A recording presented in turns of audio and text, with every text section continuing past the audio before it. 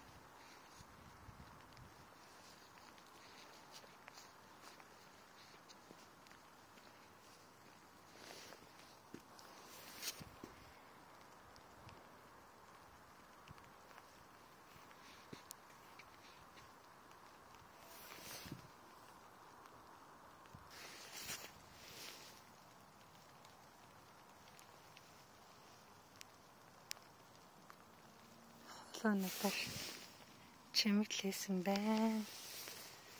Манай айлууд том модны зөвхөн доотлын 20-ыг гэрлэр чимж